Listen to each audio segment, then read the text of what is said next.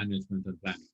So I'm going to work on that. No, whenever you will deal with people which are not fellows and know little about metropolitan management and planning, you will have to explain many things that will not be necessary to do today. Today, as Mark has mentioned, I don't know if he has mentioned, is a kind of introduction of this kind of methodology of the Brainshop. But we are going to have, for those of you who want to become leaders of Brainshop, we will make four extra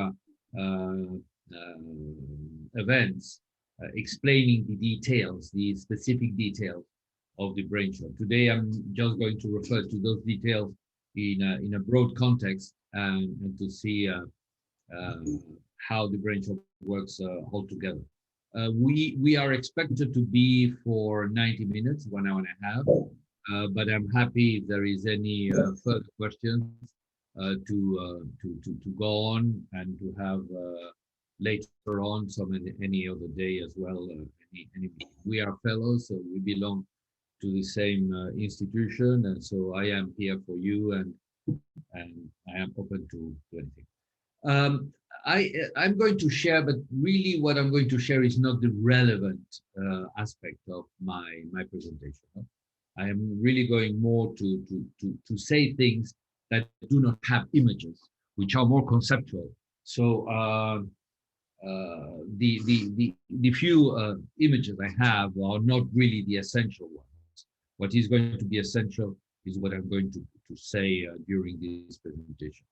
I am going to approach this Brainshop introduction with 7 chapters: the purpose of the Brainshops, how the Brainshops work, what are the expected results of the Brainshops, and the benefits of those results.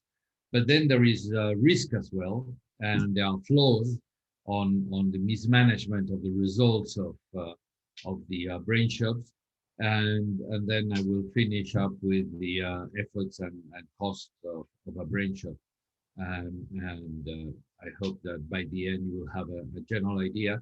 And then you will be interested to develop this kind of methodology in your own metropolis or in the metropolis you are involved, and be able to become leaders of those Brainshops.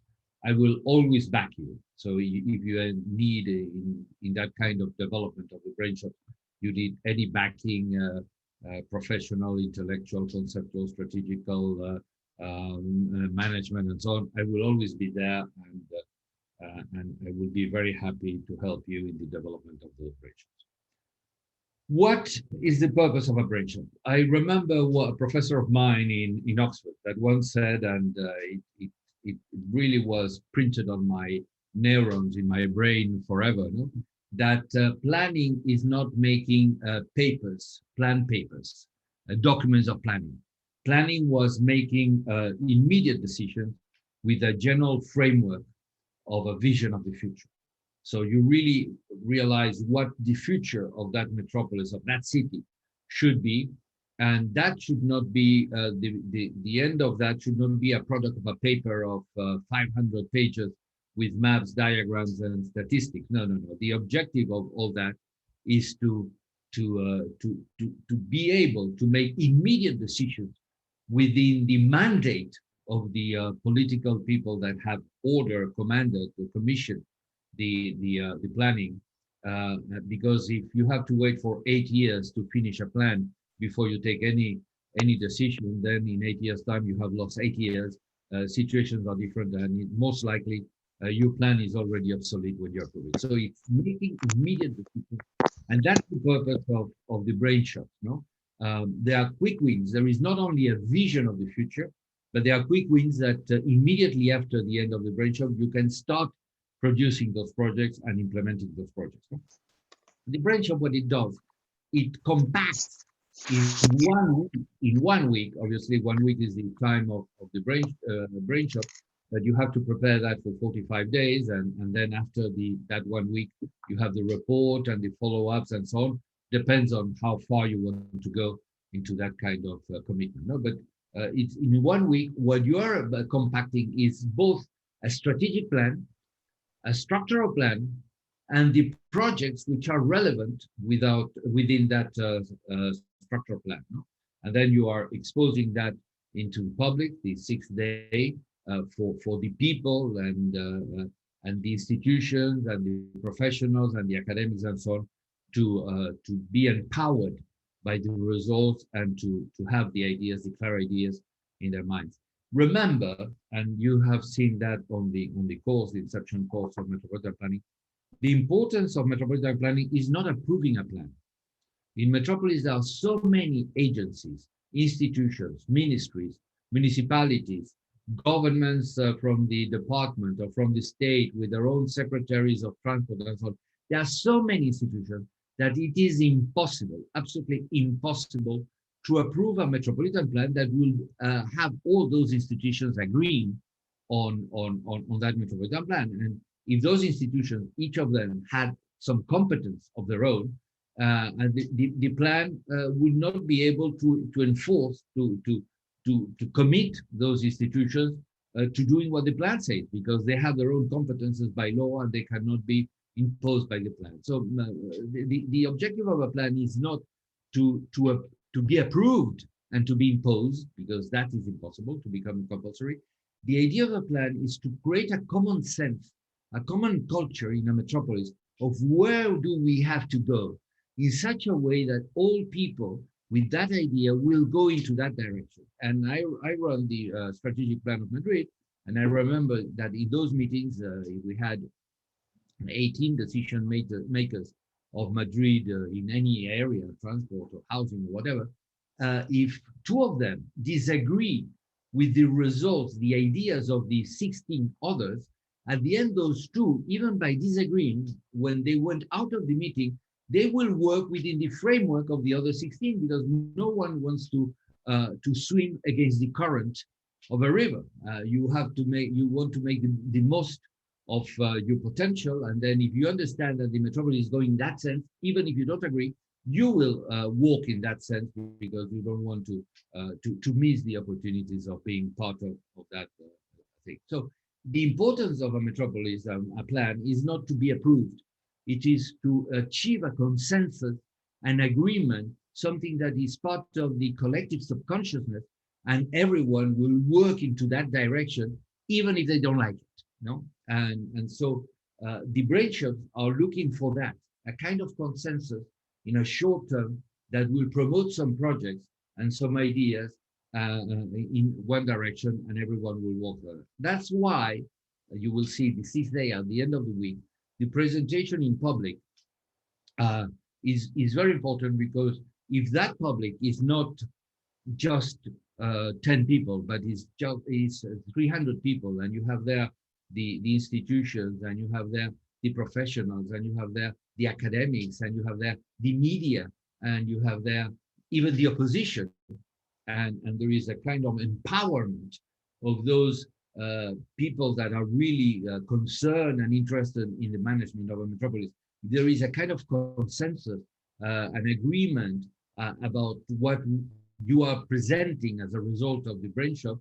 Really, you have make a leap ahead in the collective intelligence of a metropolis, because everyone will think sooner or later that that's what is to be done, and to work into that direction. And when I say sooner or later, it means that sometimes the projects of a Brainshop do not happen within a short time, because many metropolis do not have the intellectual capacity to realize the urgency of those projects. And obviously, any project requires finance, and finance is complex. There is no money. You have to look for it. You have to adapt the project, and so on and so on. So it's complex. But you might end up with those projects presented or run or detected or designed in a Brainshop that will go on, and 6 years later, you will see that the money is there and that they are building. Sometimes it even takes 40 years. No, the metropolitan planner must realize that its timing is very long. I remember, for instance, the future airport of Madrid, that is going to be an airport with 8 runways, and that will be able to hold 150 million people, and that will be the big airport between Latin America and Europe. The first presentation in public was in 1988, so already 33 years ago, and probably it will be built in 20 or 30 years ahead, because an airport takes 14 years to be built. So probably it will be running in 2050. So you see, this kind of huge metropolitan projects requires a long time, because they are strategic, they are essential. They are the ones that will define the role of the metropolis in the world in the next century, 40 to 100 years. No? So do not be in a rush, but realize the importance of the metropolis, providing this kind of framework of the Brainshop, providing this kind of framework, this general idea, and then the projects necessary to reach that idea. And do not expect the leaders of the metropolis to understand all that, and it will take some time for the people to realize that the results of the Brainshop are the obvious results, and sooner or later they will see that they have to do it, and they will do it. And I will give you examples of that along this introduction. So a strategic plan generally takes 2 to 3 years to be built, and again, it costs around $2 to $3 million. And I'm not going to go into the specific of how to make a strategic plan. And then a structural plan even takes longer. It can take 3-4 years, and involves more people and more technicians and so on. And so it can take as well $3 to $4 million. So at the end, if you have a strategic structural plan, the cost of it might be in the range of $7 million. No? And when you do a Brainshop, which is a week's work, and you are concentrated, that kind of decisions and discussions among the leaders of the metropolis, it costs in the range of $30,000. So really, you don't get the benefits of 7 million, but you get much more of the benefits of $30,000 than you expected, because you are going to the core of a strategic plan and a structural plan.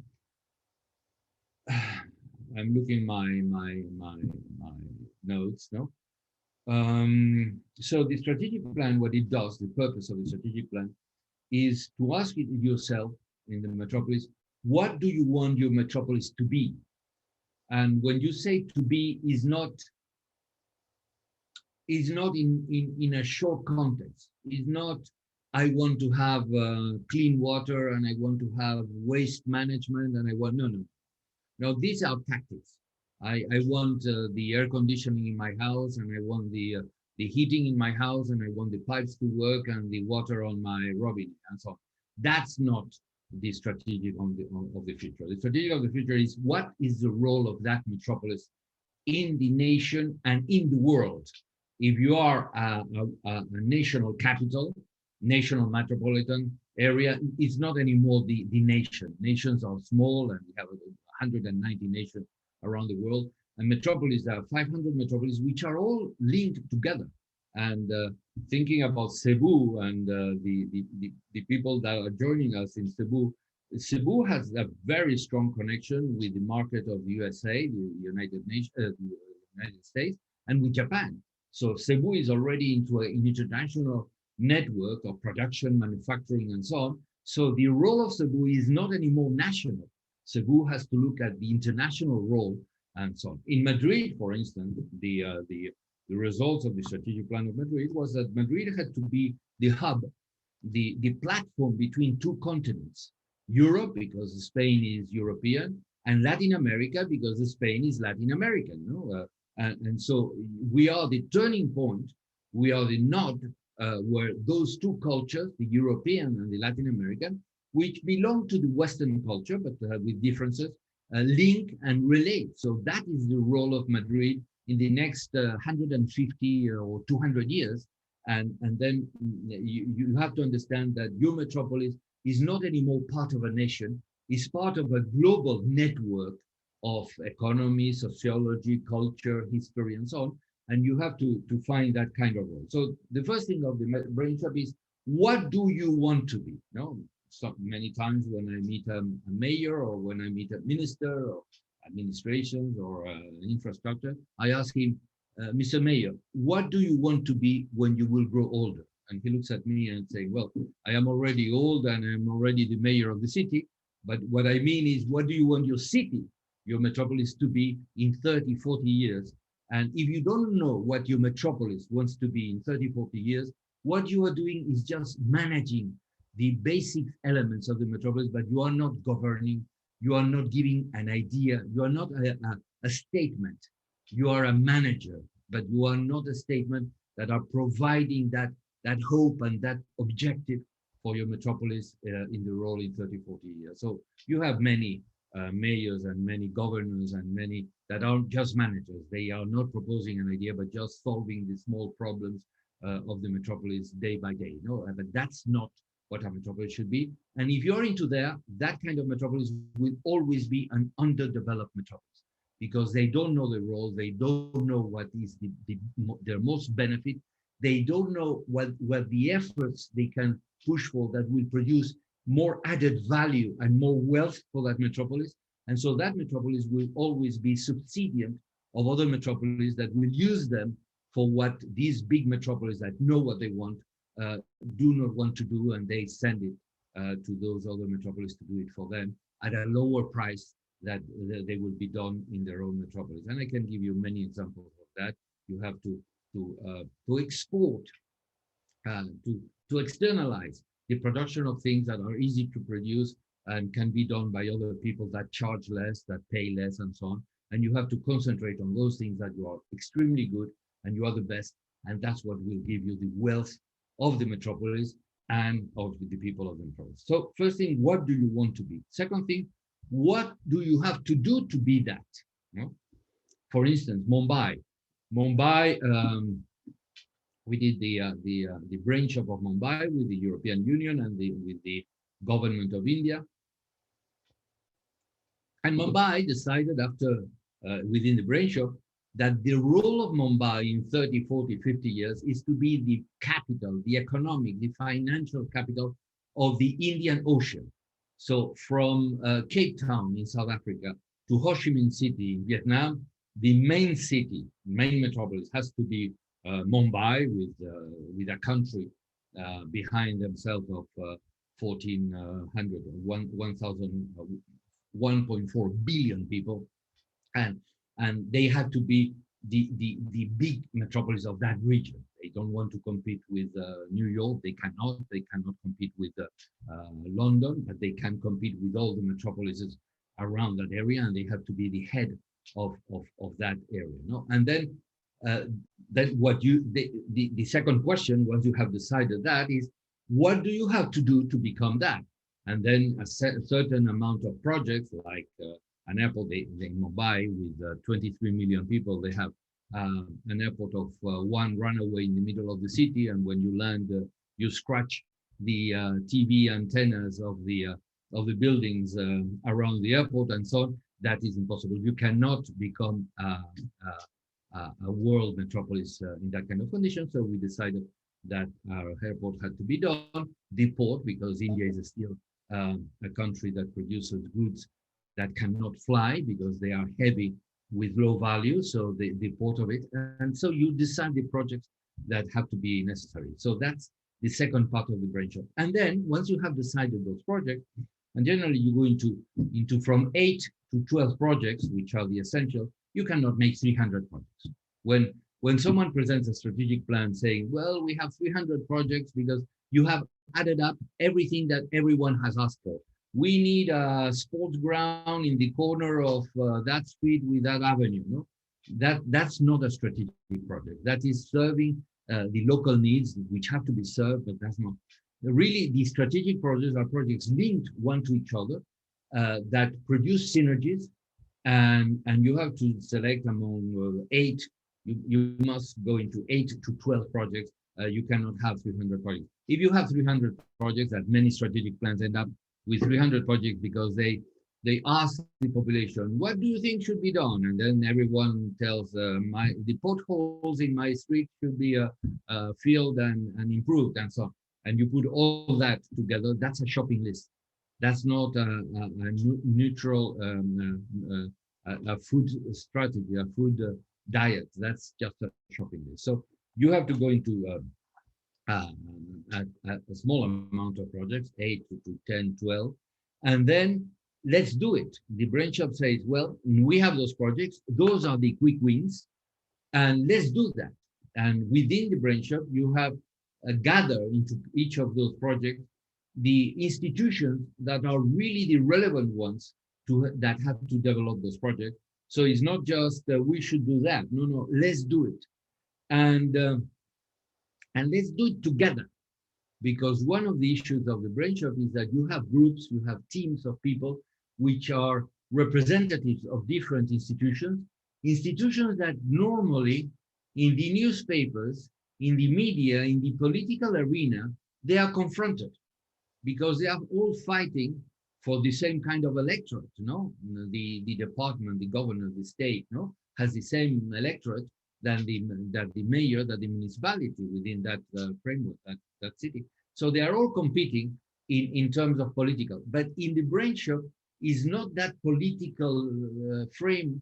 It's more the civil servants, the people that will be in the long run, people that know each other, and then you put them together to develop the projects, and they will work for a week together in those projects, and they are empowered by those projects, which are their own. So once the Brainshop ends up, they still want to develop those projects, and they will get in contact, and that interinstitutional, inter-administrative, some people call it inter-jurisdictional. No, I don't. I prefer inter-administrative. Uh, those people that belong to different administrations that sometimes at a political level are confronted, these people are working together around the project, they are empowered by that project, and then they will try to follow up that and to make them together instead of fighting each other through the media looking for a specific election. So that's the purpose of a Metropolis, of a Brainshop, and that is my first point. I had a few slides, but I think they are not relevant to mention. No, the Metropolitan Planning, you know these slides from the course, Inception course, so repeating them might not be relevant unless you made the course a long time ago and you don't remember them. But generally, Metropolitan Planning, you have two approaches: the strategic planning, which is what I mentioned, the long-term vision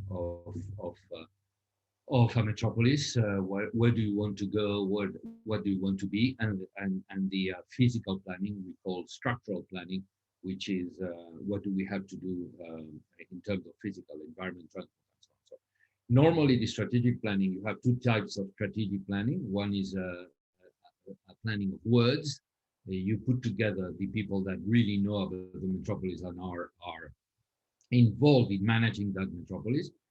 You don't need data, you don't need statistics, because they have those statistics and they will bring it to the forefront of the debate. But it's more a debate of where do we want to go, what are the capacities. It's not just, I remember one metropolis in Africa say, we want to be the Switzerland of Africa, and they had no way of being able to do that. So like us, you have to have ambitions, but those ambitions have to be feasible. If I wanted to be Mr. Universe, Mr. Schwarzenegger, I will not be able to do that. So I have to have my ambitions within the possibility of what I can do. And Metropolis as well. You cannot decide I'm going to compete with New York when you are a city in the middle of nowhere. So you have to have that kind of access to possibilities. So that's a discussion of words among people that have mandates that really are running the metropolis, each one on their own area. And then you have another type of strategic planning, which is with figures, which is a technical extrapolation of the tendencies of the metropolis with the statistical figures, the curves, and so on. And then you see what those extrapolations, which of those extrapolations are bad, take you to a wrong ending, and then you try to control those areas, and then you see the ones which are good, and you promote those, you foster them, and that's more of a technical approach. You know? Obviously, if you have money enough, you can do both of them. But generally, the strategy of words is more interesting because it's cheaper, and you create consensus among the people that really make the relevant decisions in the metropolis. this, and that's the strategic. And the strategic, you involve economics, sociology, institutions, and physical things.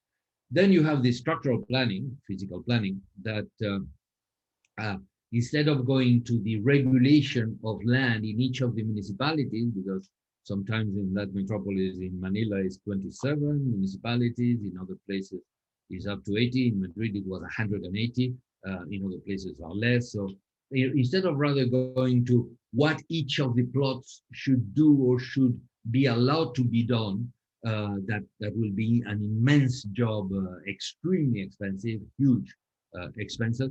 You go for what is relevant in that scale of the metropolis, no? The roads, the airports, the trains, the housing developments related to the location of activities, of industries, of commerce, of offices, and so on. And that those aspects which are relevant at the strategic level of a metropolis, a structural level, sorry, you define them, and you leave the municipalities to do their own town planning, the regulation of that land, but always following that. So you have to have the competences and the power to be able to those elements which are larger, to impose them, to force the municipalities really to do their freedom of regulation, but within the framework of that metropolitan structural planning. And what you should never do, as I mentioned before, is a regulatory. I'm not going to go in how do you develop a strategy of words, a plan, a strategical plan of words, because that's not the point of today. But all this is relevant for the Brainshops, because in the Brainshops we are going to do all that, but in a week. Then, as you know, this genoma of the metropolis, you have the social, the economic, the institutional, physical, which is much more complex than that. No, every one of them has, every one of those components have elements that you have to deal with them individually and in the context. No, but what my point of how the Brainshop works and how the metropolis works is that you have these two spheres of development: the strategic, what that relates economic, social, institutional, physical, and then the structural that concentrates on the structural elements, which, as you know, are environment, transport, housing, productive activities, and social facilities. No? And that will be essential for the Brainshop, because the projects are going to meet the needs of those five elements. No? And you have to work within those five elements. So the workings of the metropolis, of the Brainshop, are, you know, you have to get together in that Brainshop in a room for 1 week, for 5 days, and a sixth one of a public presentation. So the room has to be large enough, no? And more like 10 or 12 tables, round tables, where 6 people can sit, because those are going to be the groups that are going to discuss the specific projects, no? But the people that are going to be invited on the range of 48. So those 48 divided by 12 groups, that's 4 people per group, plus 2 PhD students that will join those groups. Because the people where you are high in rank and level of decision making, it has been a long time since you have not done any drawing, any design, any report. You are there to read the reports of the others and to make decisions. So you have been for 20 years out of that process of a specific drawings, a specific report writing, and so on and so on. So you will need people that can do that for you under your direction. So in those groups of 4 people representing 4 institutions and representing different areas of knowledge within those institutions, you will have planners, you will have engineers, you will have finance economists, and you will have governance specialists. No, within those 4 people in each group, you will need some kind of help, logistic help, people that will not decide, but that will be incorporated in the discussions, and that will represent those discussions into paper. And that the best for that is PhD students, no, that know enough and realize what the discussion is about and are able to make the drawings and the reports necessary of that. No? So you have a large room with these people, and these projects are all working together at the same time. So they are seeing what each of them are doing, and you as leader of the Brainshop, you will go through the place and you will say, look, this transport project that you are doing, you must understand that is affecting the environment. So have a look at what the environment team is doing to see if there are conflicts, and you have to adapt, and you will see how to adapt those conflicts and so on. So it is necessary to work together, and Brainshops have to be physical. No? We have tried to go on Brainshops through Zoom and so on, and it is impossible because these groups do not see each other, do not relate to each other, and it's up to you to try to understand what a group is doing that can conflict with another group and try to make them talk and coordinate, but that's much more difficult than when you are in the same room and you can discuss the things. So these 48 people, they have to represent really the guys, the institutions, sorry, not the guys, the institutions that that make relevant decisions in the metropolis. I can tell you, the municipalities of the metropolis, they all have to have the possibility of to be represented. The department or the state, no, with the secretaries of transport, housing, and so on from the state, because they make relevant decisions on the metropolis. Many times, most of the times, the ministries of the national government, because if it's a oncological hospital, that's not decided by the governor or by the mayor. It is decided by the Ministry of Health of the nation, or if there is a high-speed train, or if there is a highway or something, that kind of thing is beyond the metropolis. It's done by the nation. So these people have to be there because the discussions and the consensus have to involve them. No? And then you have as well agencies, water agency, transport agency, and you have the private sector. But beware, the private sector is never a firm, even if they are very, very important. Imagine in India, Tata, no? It's never Tata that should be represented, no? It is the institutions of the private sector, because they will talk on behalf of the private sector as stakeholders. It's not because I am Tata that my interest is to have this or that, and I want to push and to lobby the government to do what I want as a private firm. No, that's not the point. The point is the private sector thinks that this should be done or should not be done. So it's more the Chamber of Commerce, is the business confederation, is institutions of the private sector, not private firms with their own specific interests. It has to be interests of stakeholders, which are legitimate, absolutely legitimate, even though they are not on the public interest. They are talking on the interest of their own specific sector that they are. But that's legitimate, and you have to take that into account. You have to listen, you have to try to incorporate, and as a political leader, you will decide if those interests are compatible with the general interest of the metropolis or are antagonists, and then you have to discuss them. So, but the issue is that in the Brainshop, you have to have all these elements, municipalities. Let me say now that the Brainshop should not be called, organized by the mayor of the main city of the metropolis. And that's one problem. I want to be politically correct because this is being recorded and probably we will make it public later on. There is an organization in the world, I'm not going to mention, that the metropolises are represented by the mayor of the main city.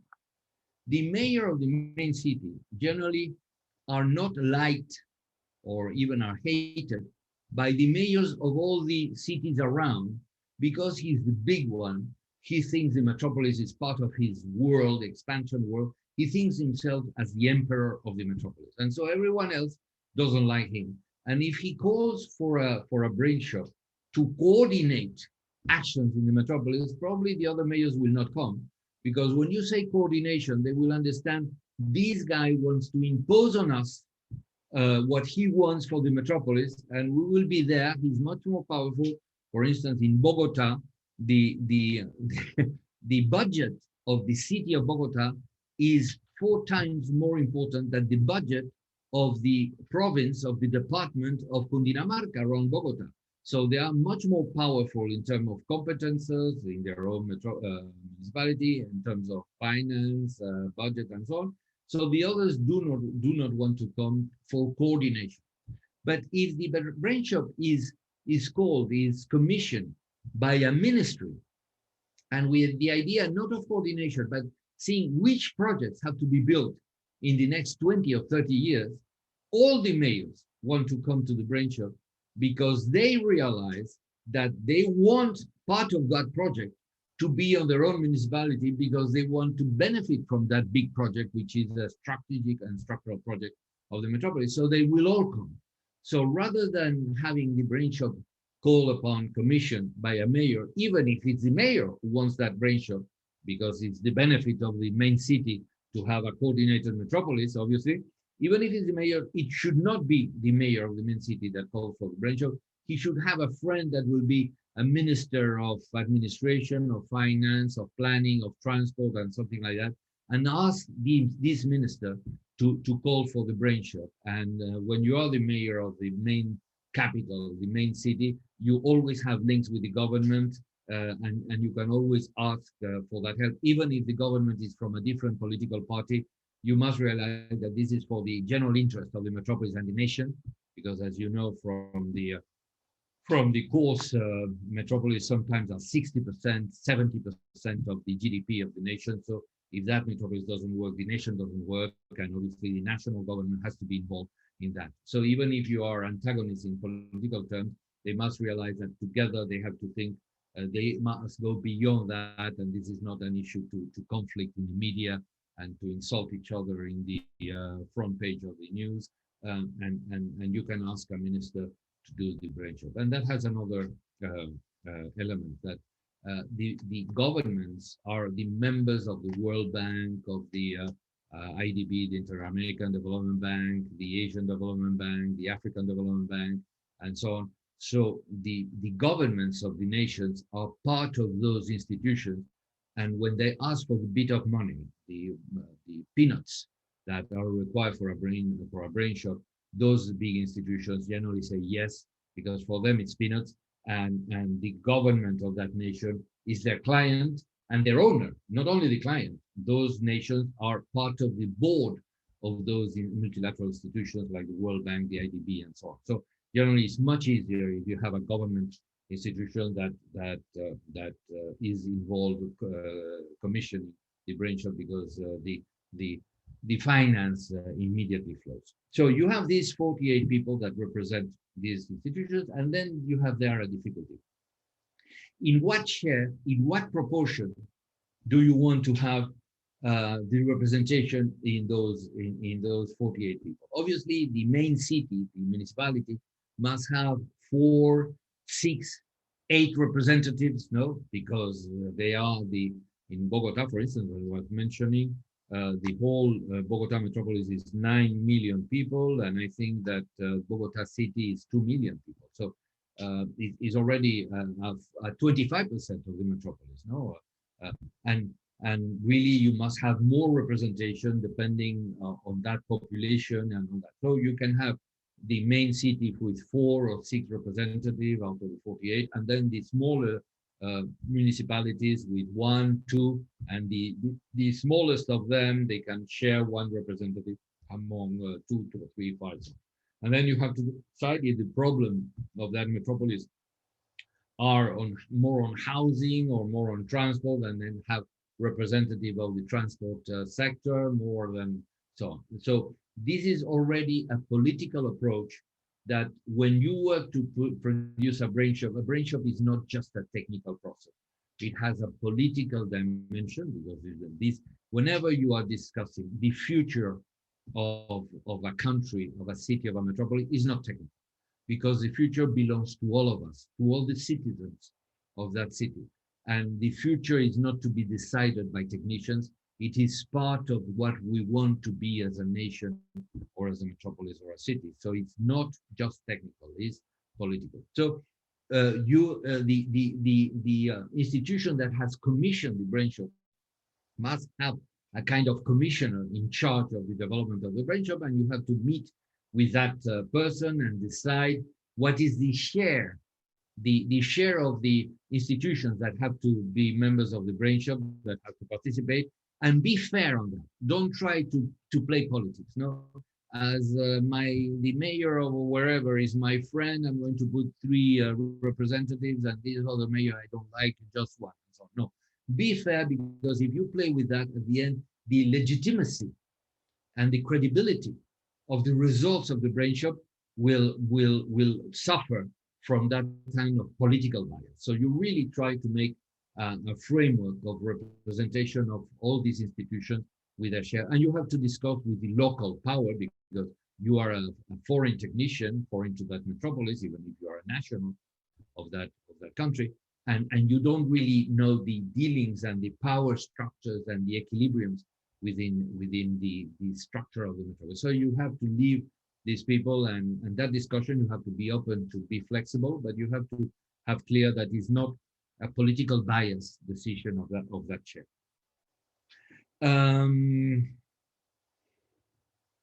I mentioned the 48 representatives because we are going to have 12 projects, or 8 from 12. I mentioned the 24 PhDs that will draw and write, because the other people are more important people and probably have the last 20 years they have not drawn or write. When you're in a political job, and I remember when I was head of the Metropolis of Madrid in planning and town planning, I had to sign and to approve and to promote 50 files every day, 50 projects and 50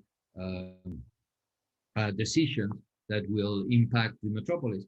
When you have 50 decisions to make every day, the only thing you can do is to meet with the people that have prepared those projects within your guidance, and to see the difficulties and so on, and then decide if you are going to sign it and you're going to promote that, or you are going to push it back and to make some further decisions. So if you have 15 and you have 8 hours work, at the end it's not 8 hours, it's 10 or 12 hours. But if you are supposed to have 8 hours work, you don't have time to go to be yourself the one that writes and draws. You have people that do that for you, and so you are far away from that action. So you need those 24 students, PhD students, professionals that will help with the process. No?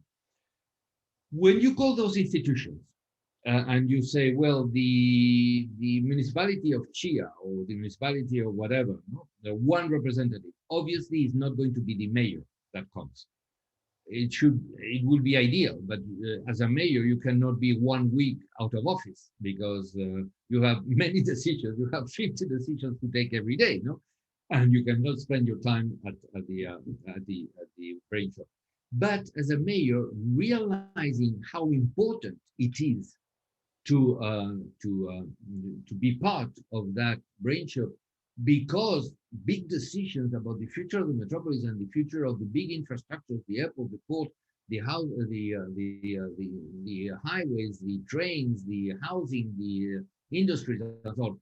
You don't want to miss that meeting. So you really are there, and you send someone that is of your full confidence, someone that is not you, but that he can call you anytime and say, you don't say Mr. Mayor when you are calling a mayor and you are of his confidence. You say, John, in this Brainshop, it has just been discussed if the regional park has to follow and link to the river, and that affects us because that takes that wood that will be included in the regional park and so on. And the mayor says, no way, I want that wood to be out of the regional park, or says, great, because the regional park will take care of that instead, and it will ease my budget because I will not have to deal with the wood that I have to protect and so on. So this kind of personal link, that kind of confidence from the mayor to the guy he sends to Brainshop is absolutely essential, because you know that the results of the Brainshop will be accepted by the mayor, because every night at dinner he will call the mayor and say, John, we have decided that, do you agree, we don't agree? And you as the leader of the Brainshop realize the day after, when he comes back in the morning and asks you to have a small conversation and tells you, well, we have to adapt this decision we made yesterday because it doesn't work very well for the municipality, he's not talking on his behalf. He's talking on behalf of the mayor because he has been talking to the mayor the night before. And you have to realize as a leader of the Brainshop and adapt the decision so everyone will be, I won't say will be not, everyone cannot be happy, because if someone is very happy and someone is very unhappy, that means that the decision has not been fair, no? So everyone has to be a little bit unhappy. That means that the decision has been fair among those, instead of having one very happy and the other one very unhappy. So you really must build up a consensus where everyone feels that at least their main issues have been integrated, even if they don't like it completely, because there are things that they think they could be improved. No? So you will have people that really are representative of those institutions, and then you know that that consensus can be achieved. So we have 1 week, as you see in the diagram. We have the first day, that is the strategy day. The second day, which is the structural day.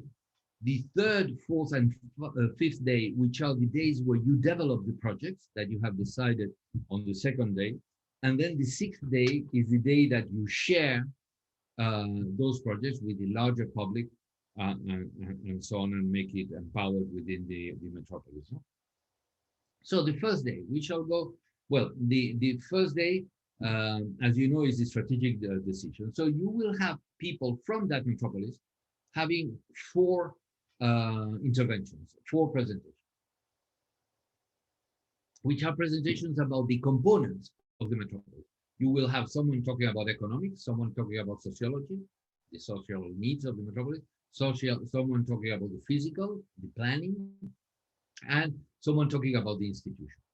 And then you have to choose someone that talks there that has the local credibility. So people think that he's a bright guy and he's objective. He's not too subjective.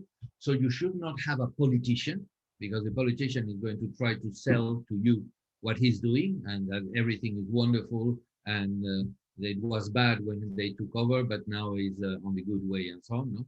Neither have specifically someone that will say all things that are bad and that the politicians are doing nothing, because then you start in the wrong foot, and the first one will not be useful because they will promote themselves, and the second one will be very negative, and then they will not be able to create a dialogue with the actual politicians to see what can be improved in their management. I generally try to take a politician that is not anymore in office, that has been in office and knows very well, not only the theoretical part, because if you take a professor will know the metropolis, but will know it in a very theoretical approach.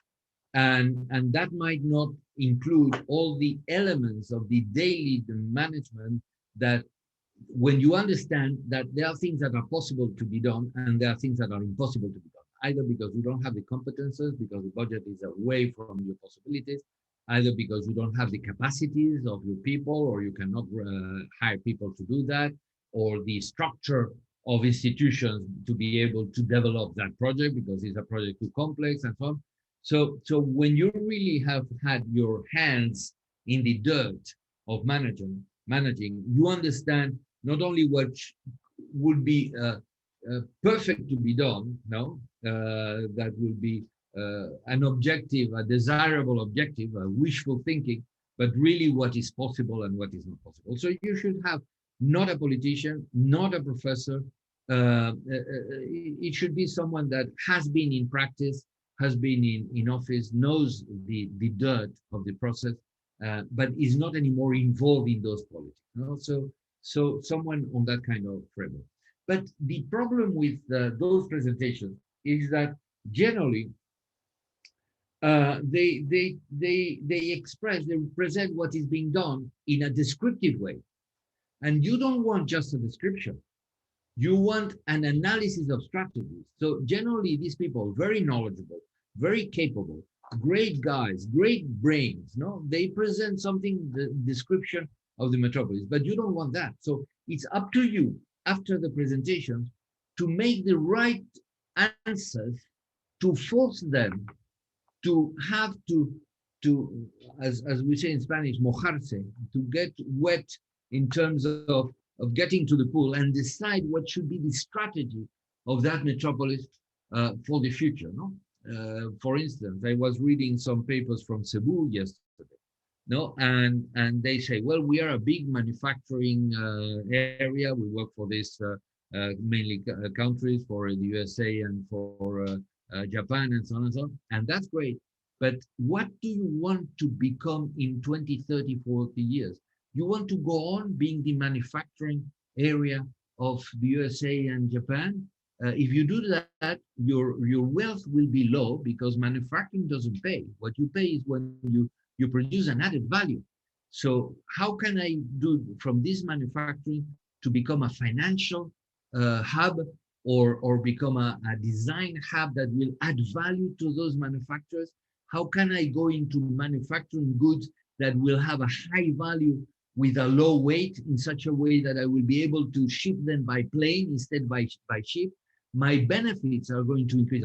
So it's not just describing what is now that the guy can very well know. It's really pushing them to what should be done within 30, 40 years. And if you don't make those questions right, the discussion is just going to be a description in the day of the sociology, the economy, the physical problems, and so on, but there will not be a vision of the future. So your questions are going to be absolutely essential of that. No? And at the end of that day, once you have asked the strategy in economics, in social, because in social, if you want a human resources capacity in Metropolis to develop that finance sector or that design sector or that added value sector in technology and so on and so on, you have to prepare your population. So the education of your population has to be in that kind of sense. So it's not just I want to educate, I want to have more universities or more schools, and I want all my population. No. It's not just having a more educated population. It's having a population educated on the sectors that you need to promote to reach the goal of what you want to be in the future. So every one of those economic, social, physical, and so on have to have the right questions to force a strategic outcome.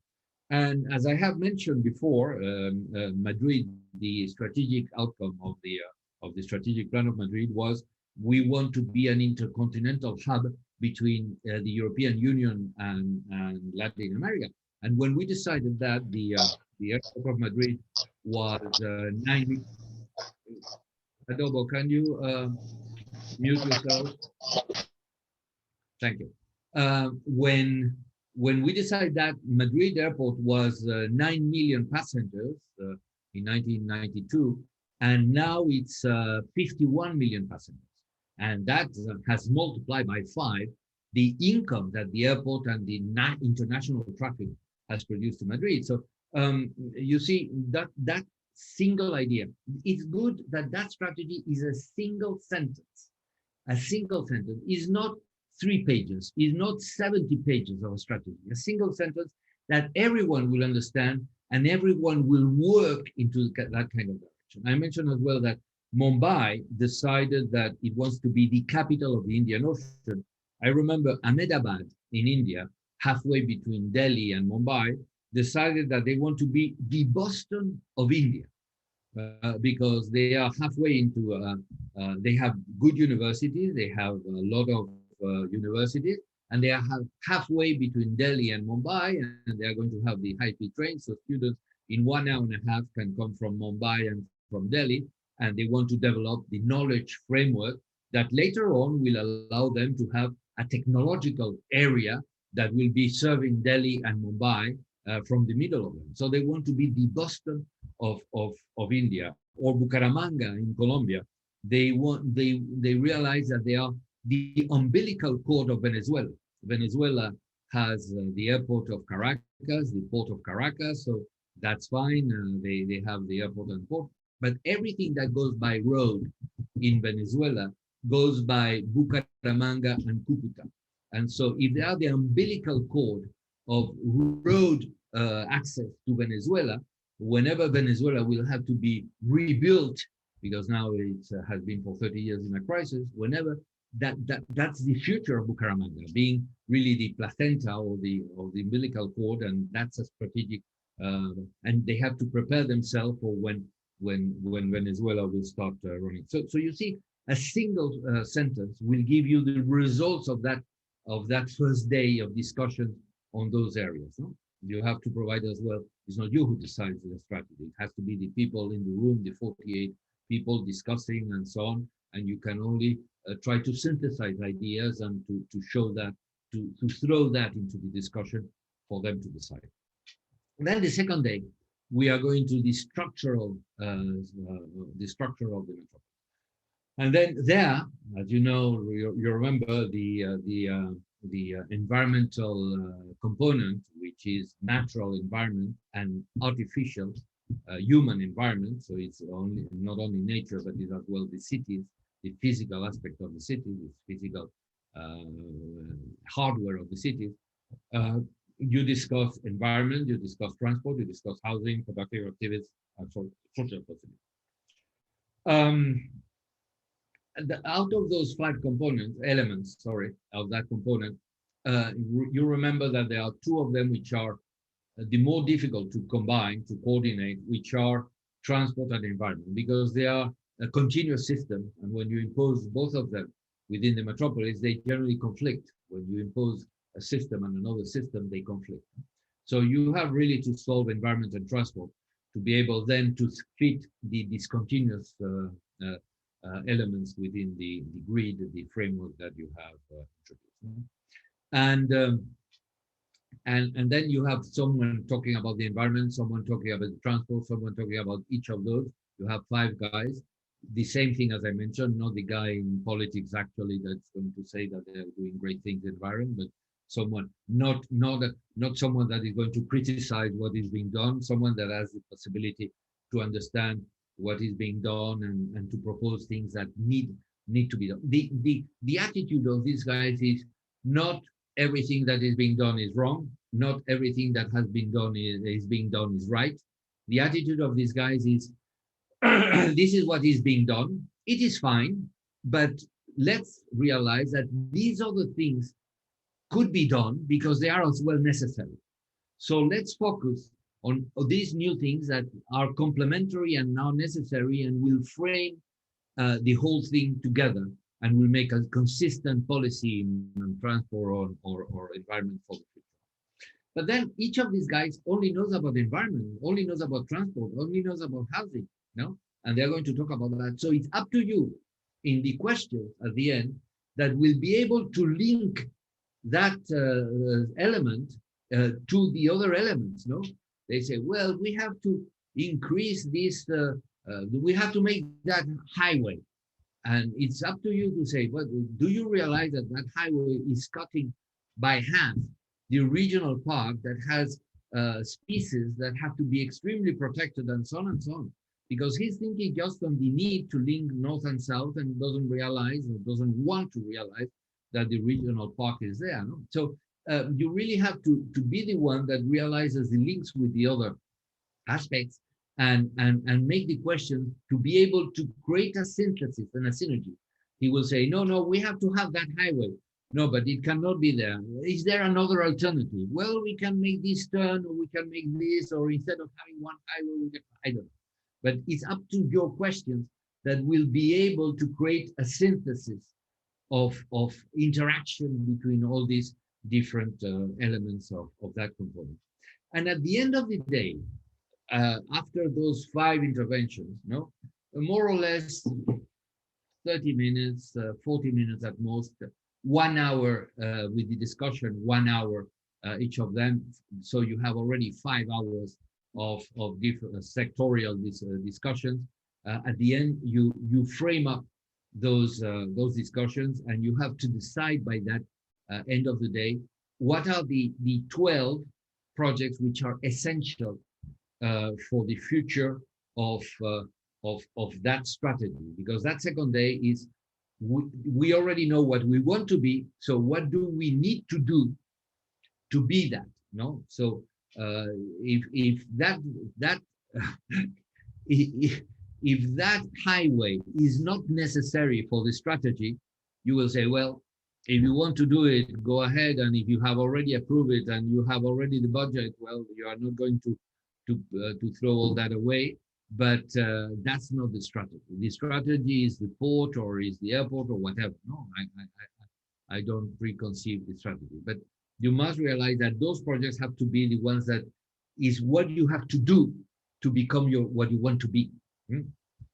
And I met one city, one metropolis, where the main project was the highway between the presidential palace and the country house of the president. And obviously, it was a decision of the president, and no one was able. I was working for the World Bank at that time, and no one was able to say no to the president because he's the boss. He's the one that represents the country in the board of the World Bank and so on. But obviously that highway is of no use, and so you have to accept it maybe, but don't push it and let it done with the hope that they will realize that there is no point, and maybe in 3 years' time that president will not be anymore, and that money can be redirected for a strategic project. No? But you cannot confront politically with the decisions that have already been done, because the Brainshop will be delegitimized and thrown to the basket, not to the rubbish basket. So you end up with 12 projects. Sometimes 12 is too much. No, sometimes it's 8, 9, 7. No? And those projects obviously have to deal with all the spectrum of environment, transport, housing, and so on, because they are all needed, no? And they are all linked. And most of the time, and I don't think that this is the best, but most of the time, they had never had a regional vision of the environment, a regional vision of transport, because generally it's the main municipality with the few municipalities around. But a metropolis is much more than that. A metropolis, as you know, by the definition of a metropolis is a set of urban units that share a significant daily commuting.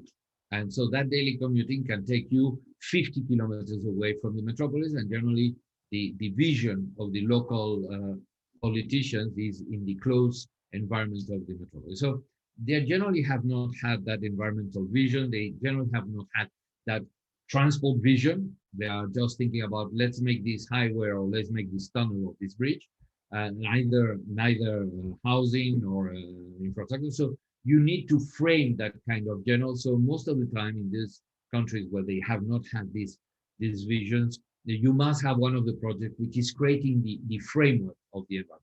But obviously, if you just create the framework, you are not having the quick wins of specific projects that can be implemented the day after the Brainshop. So you have to take really a very specific project within that framework, and that will have synergies with other projects in the other areas, sectors, in such a way that you create a web, not only within the sector of environmental transport or housing, but within the structure of where housing is going to be located by this accessibility of public transport, because we want to make TODs and we don't want to invade environmental areas, but we can benefit from being close to an environmental area. So that is how you select a project that will be significant in terms of strategic approach within the framework of the sector and the framework of the interaction of the sector. And so you end up at the end of the day with those 8, 12 projects. And the difficult part there is how you assign the 48 people to each of these projects, because each of these projects have to be developed by 4 of them with the help of the PhD students, by 4 of them.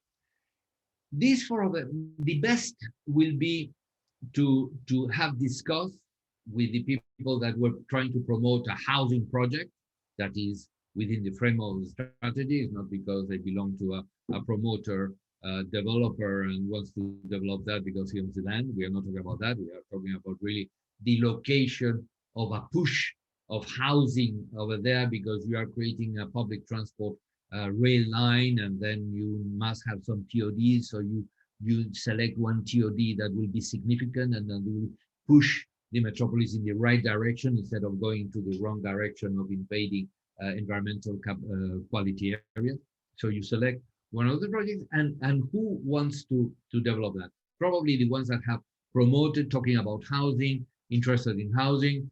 You let people select what is the project they want to be involved. You let people, because the more you allow them to be involved in the project they like, the more they are going to be empowered with that project. They will like the results of the project, and they will try to follow up those projects after the Brainshop. If you are forcing people into the projects they don't care or they don't like, after the Brainshop, they will go back to their previous activity, and they will forget about those projects. So let people choose, but let people choose with a criteria of your own. In each of the teams of the projects, and I mentioned that before, you must have a planner with a vision of the different aspects of planning. You must have an engineer, if it's an environmental engineer, because you're going to do something environment, and obviously if you're going to do civil engineer and so on. If you're going to do housing, it will have to be someone related to housing, an architect, but not an architect that builds, an architect that plans, no? But knows the techniques and knows the engineering of it, to see how the roads and the squares and the public services have to be set up. Then you must have a finance guy, because if you make projects which are utopia, beautiful, grand, and so on, but are absolutely lacking a practical approach of what is feasible and not, someone that realizes what are the feasibilities and the finance capacity of the situation to see how to finance this project. And then you must have someone that is related to governance, no? Because you must realize that governance is not how that project has to go through the different administrations to approve it. For instance, a housing project, you have to go through the municipal administration, because they have to approve the regulation of the land. They have to change the use of the land. You have to go maybe through the department, the provincial department, the governor, and so on, because you are asking for some kind of finance, or you are proposing some kind of social housing in some kind of area to provide for the needs of the social people, not only in your municipality, but more, and then you are asking for finance to be, and then you have to go to a minister, because maybe you need a road, or you need a train, or you need a tram to give accessibility, and you need a ministry. So it's not only who has to approve that project, it's as well who is going to be against that project, because that project is not going to benefit them, no? And if you have people which are powerful and they don't want that project to go through, they will lobby the government, either the municipal, the state, or the national government. They will lobby the government for that project to fail. So you must discuss who is going to be harmed with this project, and what can we do to have these people benefiting from it, and then being on board and pushing for that project. I don't know, an example, no? You are creating a new railway station that will break the actual market of buses serving that area from another city. Obviously, the owner of the buses company and all the people involved in the buses will be against that project. They don't want a rail, because they are making the benefit of the buses services. So what you have to see is, how can that rail benefit the buses?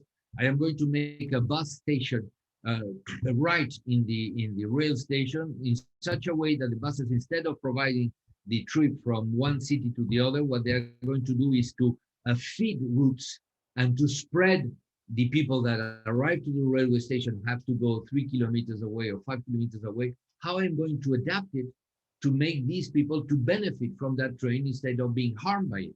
And maybe you will have to do things that are not the best, but will incorporate these people into the project instead of having them antagonizing the project and pushing against it, and then impossible to make that project go. So that is governance. Governance is not how you have to administratively approve a project. Governance is to see how people are going to be benefited or not benefited, harm, and incorporate them in such a way that the outcome of the project will be a positive one instead of a negative one, and then you will be able to develop it. So in each group, you must have that, the planner, the engineer, or the technician, the finance, and the governance.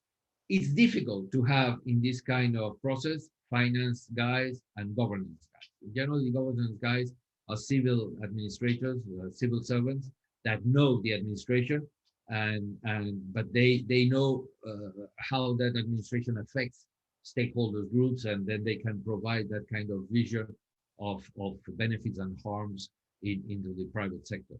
But finance, very few people, and sometimes you in a brain shop, instead of having 12 finance guy, you will have two or three, and you will have to try to share that among different groups and so on, because uh, planners do not like finance. That's something that they think is to be managed by the future managers, and I just do my plan, beautiful plan, everything's in the right place and it's beautiful.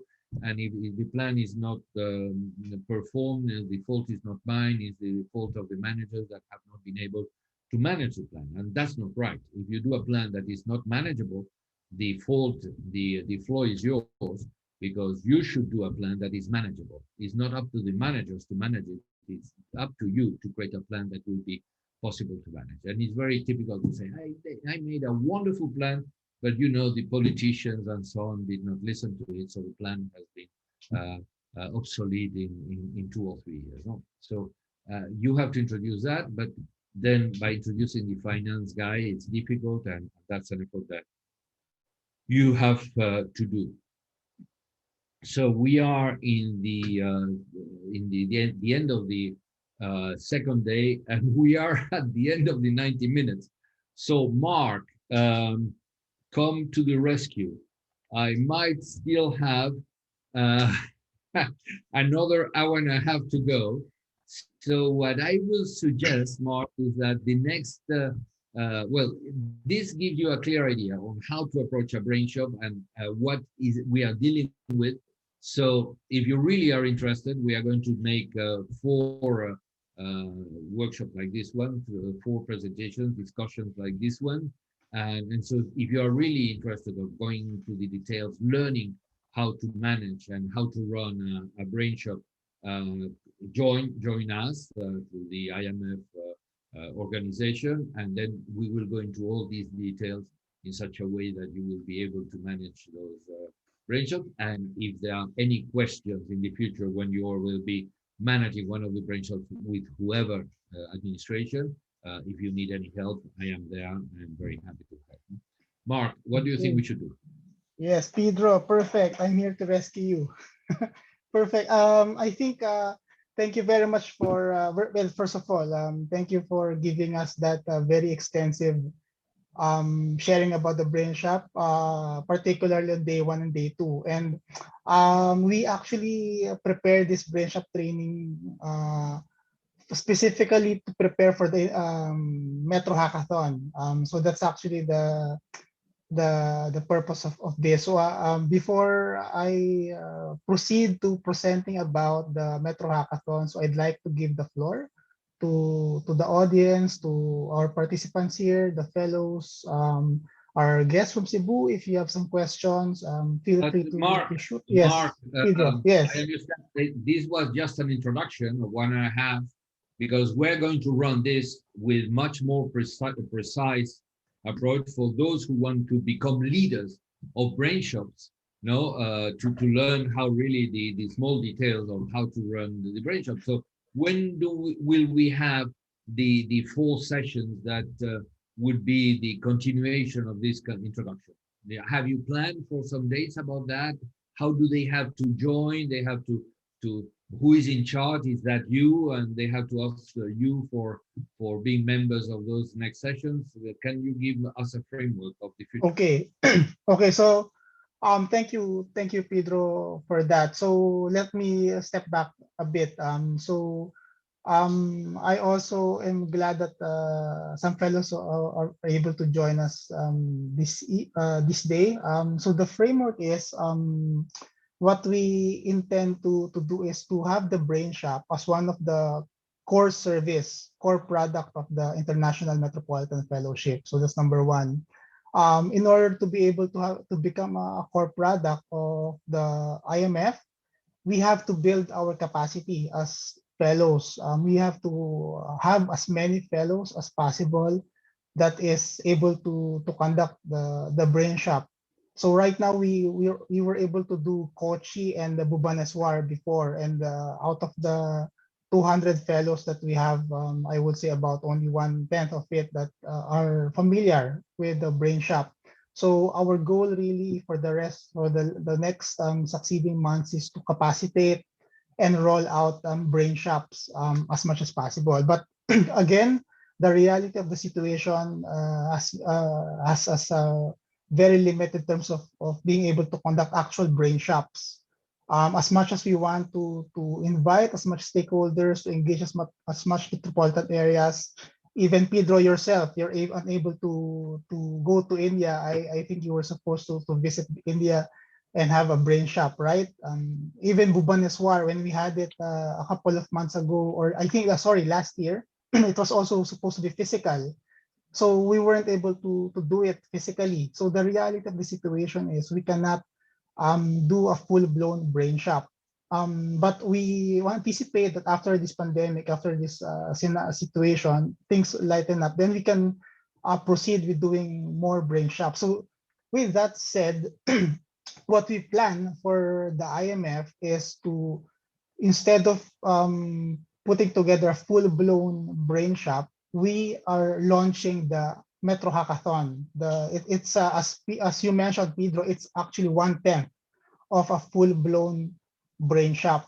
So this, let me just share my screen. I think this is a good segue to our discussion. But I'd like to ask if there are any questions before I proceed to the presentation.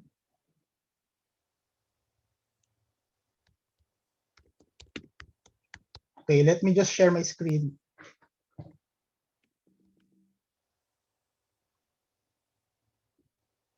Okay. Can you see my screen, Pedro? Yeah. Okay, good. Okay, so everyone, thank you again for your participation. So the strategy for the rest of the months to follow is to roll out mini brain shops, or I would say I would call it simulated brain shop.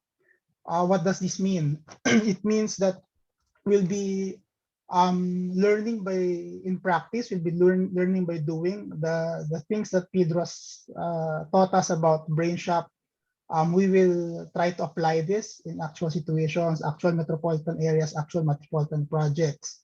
So that said, we call it the Metro Hackathon. So in a gist, no, in a nutshell, what's a hackathon? It's, if you're into technology, you'd be very familiar with hackathon. It's basically a gathering of like-minded where you hack a specific idea, a specific solution in a very limited time, given the limited resources. There is also what they call an idea hackathon. So it's basically hacking unique ideas, tactical ideas and practical ideas to actual situations. So let me just go through the specific mechanics of this IMF hackathon, IMF Metro Hackathon.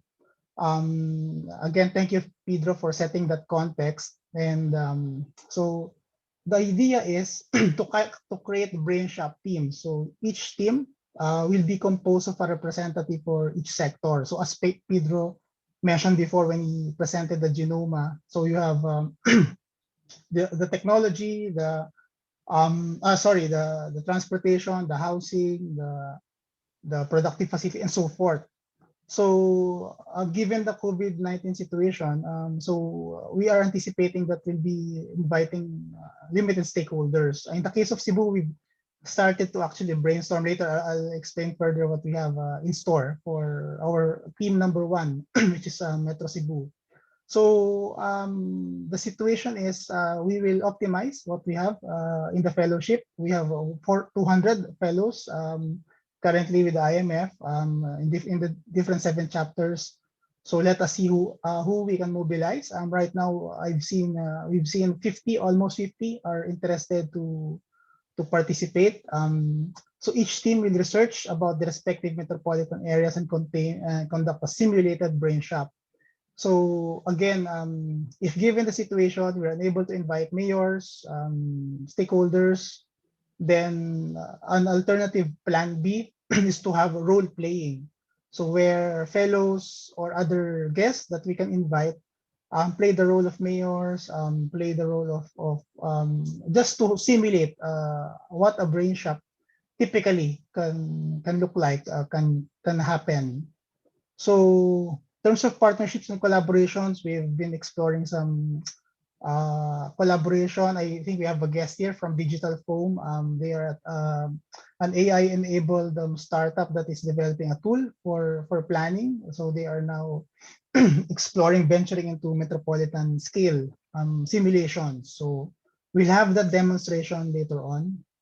So what are the main outcomes? We aim to mobilize as many fellows as possible because we anticipate in the next 3 to 5 years we'll be rolling out brain shops from different for different metropolitan areas. So this is really a way also of capacitating as much fellows in terms of conducting, as Pedro mentioned, to be leaders in initiating brain shops.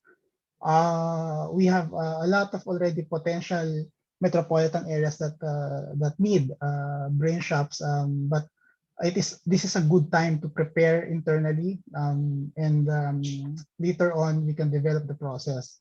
So it's also an opportunity to learn and practice and simulate. Again, it's also capacity building for partners. For example, for Cebu, we are we are forging a strategic partnership with Cebulis Foundation. We have here as guests also, and we have also fellows from CLFI or Cebulis Foundation, who hopefully later on in the Philippines there will be a national elections next year. So we hope that later on we'll have the capacity to undertake a full-blown brain shop, especially once the lockdowns are gone and are settled and have gone into normal situation. So also to explore how to further develop and transform the metropolitan discipline. Really, we want to hit the ground running. We want to establish a praxis of metropolitan discipline, and we feel that the learning by doing, actual engaging with metropolitan areas, will be able to gauge how we, as fellows, as a fellowship, can have an impact in the through the brain shop. So that said, so I'd like to, as I posted in our Facebook group earlier, we have started the Team One, or the Cebu Metro Hackathon group or team. So it's composed of or led by our fellows from Cebu, Metro Cebu, Mamlin, and Ellie and Lama, who is also heading the Innovation Development Group. Is also part of the team. Also includes those who are also engaged, or who was also part of the previous brain shop for Bhubaneswar and Kochi. So we've initially set this team because there has been a long time discussion on how to proceed after the Metro X for Cebu. So this is more of a testing or a pilot of the IMF Metro Hackathon, to test how we can actualize a brain shop given the situation. And this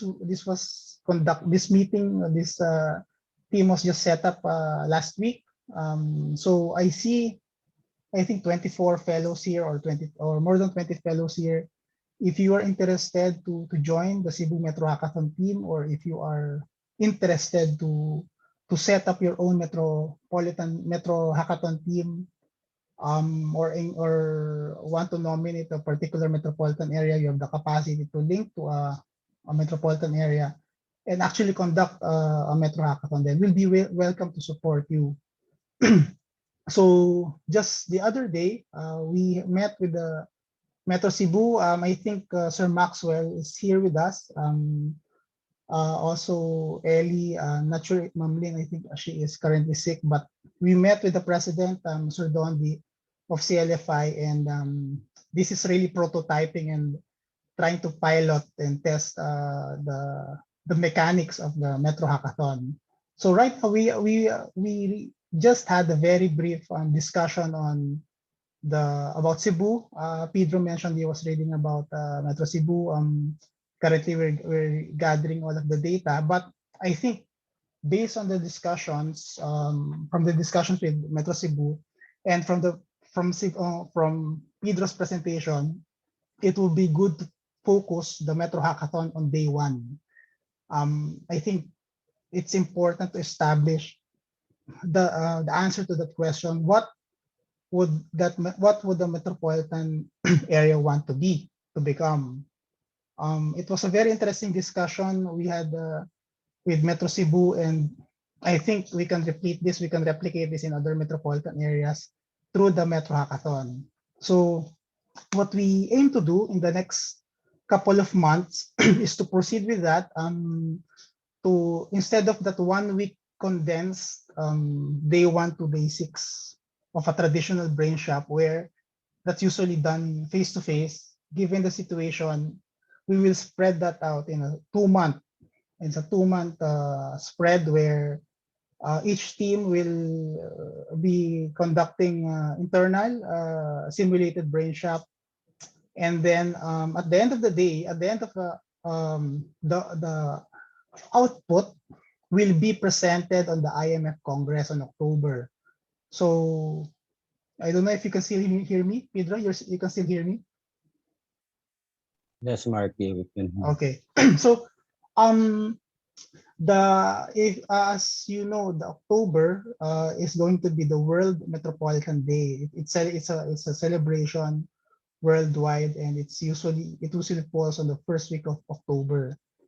So what will happen is the first week of October we will have an internal session, a presentation of the fellows of the status of the Metro Hackathon, and then on the last week of October will be the actual Congress where we will be inviting some guests where the results of the Metro Hackathon will be presented to. Hopefully, I don't know if it's possible to invite some stakeholders from Cebu, let us see, or maybe from other metropolitan areas. So, just want to quickly mention, I really support the possibility of a visual presentation because, as you know, we are moving into the digital age of technology. We are now exploring. I've looked into different technologies, and it is good that one of the fellows introduced us to this technology, the digital foam platform. One of our guests, I think, one of the participants here is from Digital Foam. So it's just unfortunate they're unable to conduct a demonstration right now, but we will arrange for that demonstration. We attended their previous demo, and our general comment was more of their simulation was more of a building scale or neighborhood scale. They've gave some feedback to us, and they've shown us some metropolitan scale planning and visualization. So that's one good news. And on the next weeks or so, next days or so, we will be exploring further this technology, and hopefully it can support our Metro Hackathon initiatives. So those are things that are being brewed for the last few weeks. Hopefully, what we intend to do really is to mobilize and conduct this Metro Hackathon within the framework of the Brainshop that Pedro presented. And to answer, Pedro, your question on a full-blown Brainshop training, I think that will come into place sometime in September when you get back from your trip.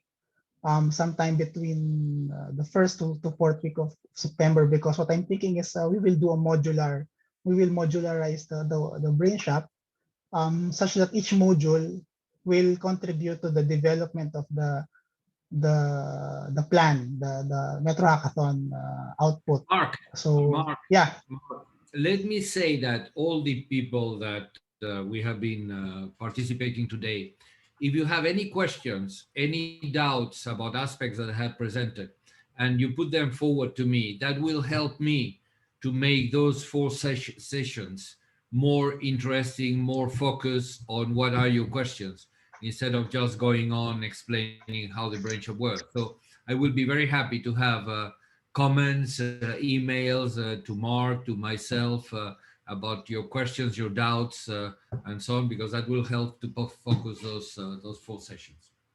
Thank you. right.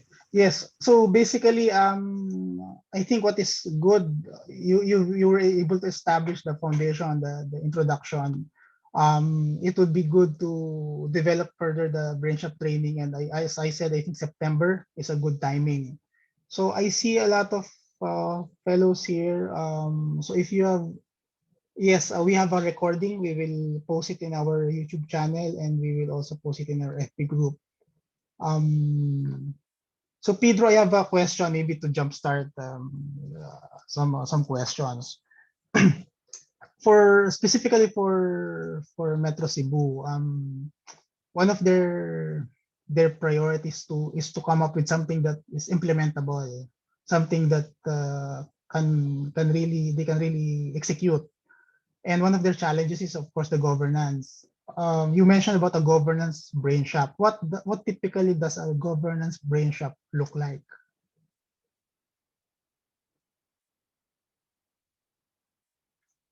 You have no audio, Pedro. Sorry. In our case, Cebu has already done a lot of documents on strategic planning and the future of Cebu and so on. And they are very important documents. So we have to look at those documents. Someone has the first day to present them. We will see if those documents are comprehensive and they fill up all the gaps. We will see what Cebu wants to be in 20 years time, 30 years time. We will see, and then work with the projects that come out from those documents. No, I don't know if all the projects are there, or maybe another one or a couple of projects come out that will link and tie all these projects, or if they are already fine and good. So when we go into the projects, there is no need to define those projects because they are already defined. No. So what we will have to do is focus these teams on how to make those projects implementable. So we have to have the institutions that have to approve and develop and implement those projects, and then discuss, as I mentioned, who will be harmed, who will be benefited, and so it will be more of a governance teams discussing how to implement those projects and how to go further to put them in place. It will not be designing the projects because they have already decided and designed. I presume it will be more on how to implement them. So it will be more of a governance brain shop rather than an implementable brain shop. And we will focus on how the institutional framework, not so much on the physical one that I have been explaining today, transport, environment, and so on. It will be more how the public and the private sector work, how the public sector has the different institutions that have to dialogue and consensus, and how the private sector has as well the interactions with the public sector to implement those projects. So it will be more of a governance brainshop that can be adapted. As you have seen, the structure is flexible enough. Okay, thank you, Pedro. As a follow-up question, well, if there are no questions yet from the floor, if I may ask, you mentioned about the important component of important discussion of what the metropolitan area's role should be or what they want to look like. We've had some initial discussions with Cebu. Sorry to focus so to have some questions about Cebu, but if you have a lot of questions from other metropolitan areas, feel free to also ask. We've had some discussions on Cebu being a hub for creatives. And you also mentioned about the supply chain where Cebu is currently linked with Japan, with international trade, etc., etc. In terms of identifying Cebu, what its role in the global scale would be, do we have to look into the value chain of its current industries, or do we have to look into the current capacities, current infrastructure, Or do we also have to look into the current national plans that position Cebu what it should be nationally, or should we go beyond it? Since I don't know if I'm wrong, but I don't know if we already have a global role. We've identified that global role for Cebu. Well, I don't know in advance what Cebu next step could be because I have not studied Cebu and I am not from Cebu, no. But obviously, you have to take into account all those aspects, no. And you must realize that I am not talking that manufacturing is wrong. That's not the point. But when you have Germany that manufactures Mercedes, the important thing is not to make a car because cars can be made by Korea or Japan or wherever. No, cars are very easy to do. The important thing is the technology and the advance and the innovation and the quality that the Mercedes have. That's what adds the value to the Mercedes. So whatever Cebu is doing for Japan or the USA, if that technology comes from Japan and the USA, that wealth stays in Japan and the USA, and Cebu is just putting the labor of a very low labor wage that keeps you poor forever. So what Cebu should try is to see what out of that can be done in Cebu to increase the added value of Cebu. For instance, I was working for the national government of Colombia in Buenaventura, which is a port of Colombia that sells wood, very good wood, and very good coffee to North America, to the USA. So they sell coffee to Starbucks. And I remember that the how do you say, the bag of coffee was 70 kilos and the cost was $250.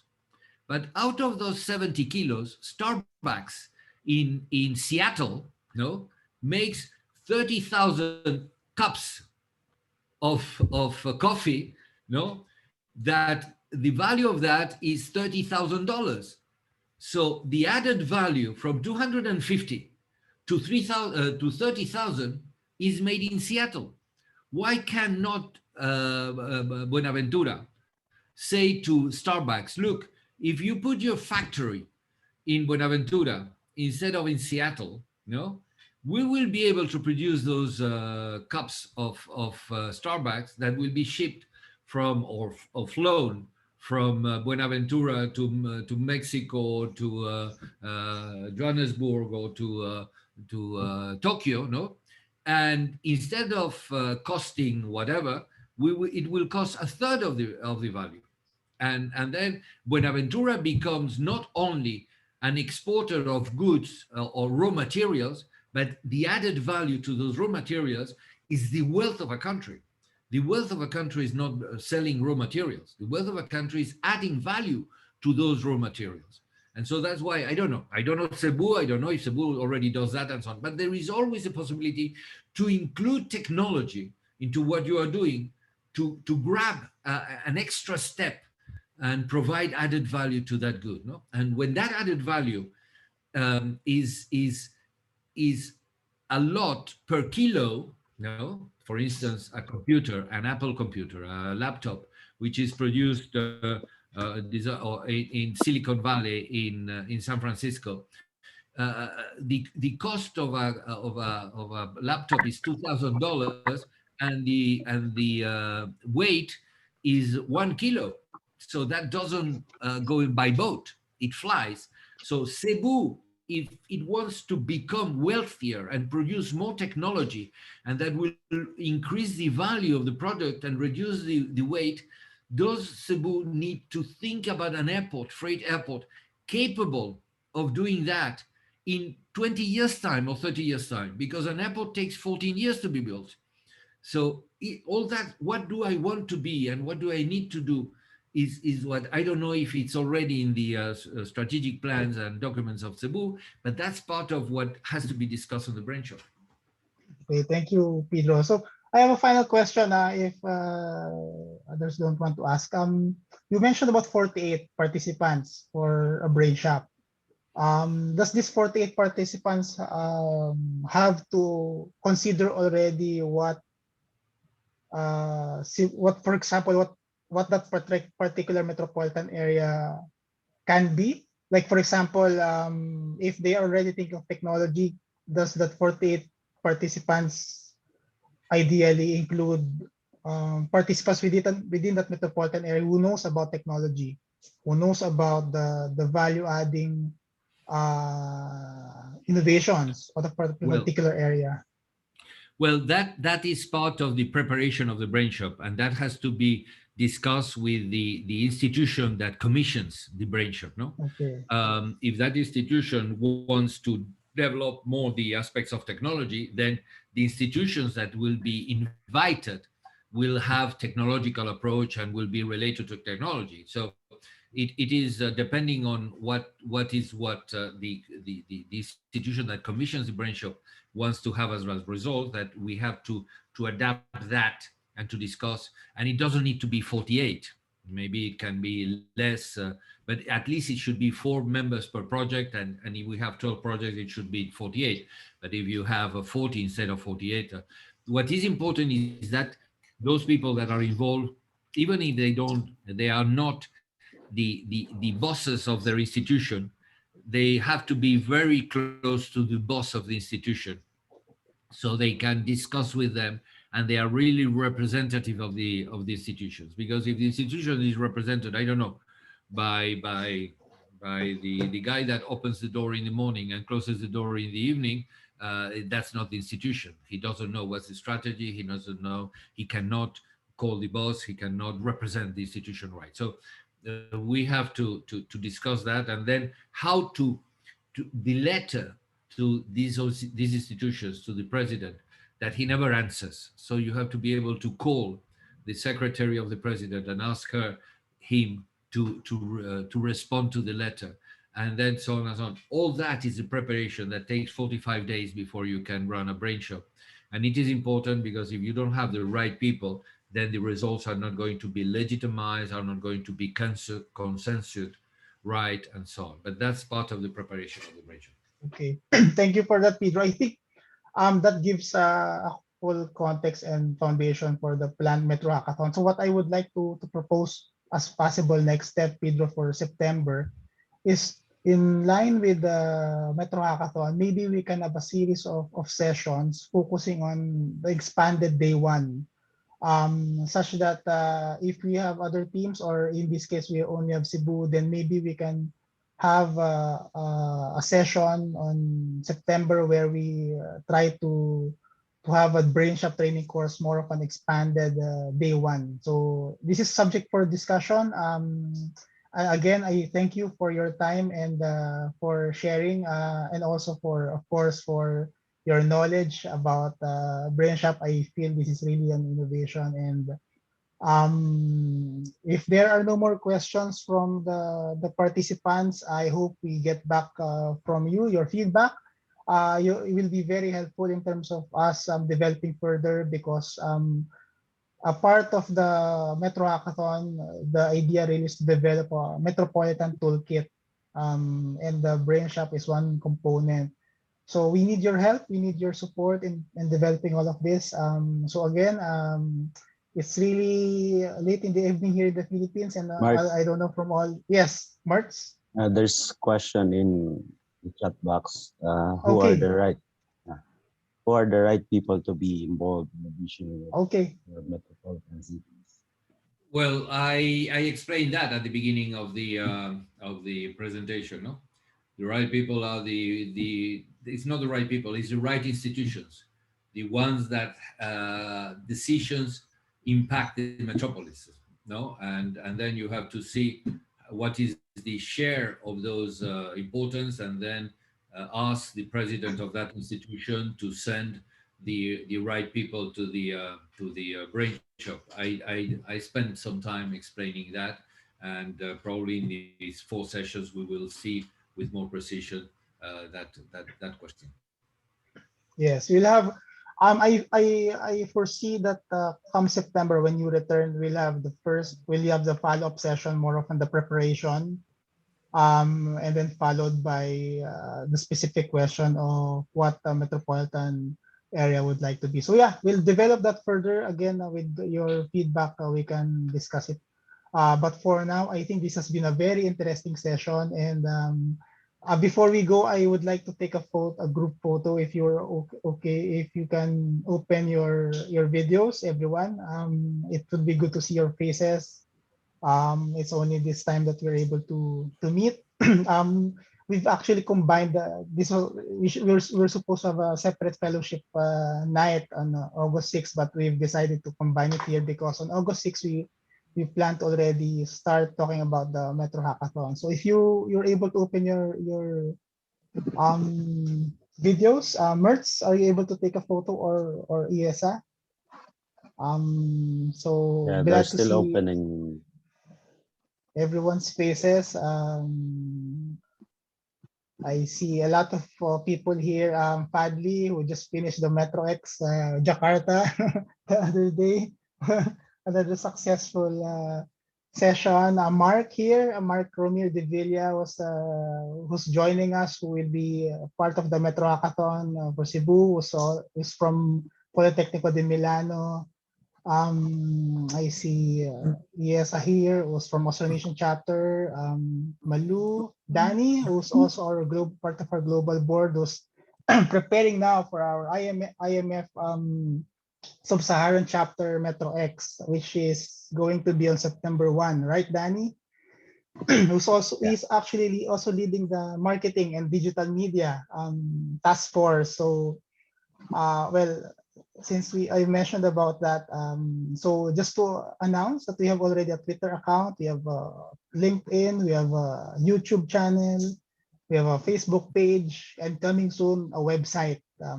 So we were supposed to launch the landing page today, but we want it to be Mark, nice. I Yes, have Pedro. I have to go. I have to go. It's Yeah. 5 o'clock here in Madrid, and I have Yeah. another meeting. All right. All Okay, right. I think Bye. we're It's See done done. you. Thank you, already. thank Thank you, you. thank you so Okay. much, Thank you, everyone. Keep Pedro. safe. Bye bye. So I think that Bye. ends our session. Thank you, everyone. Keep Thank you, safe. everyone. Thank See you, you on guys. the next session. Thank you. Thank you. Ultra net, network.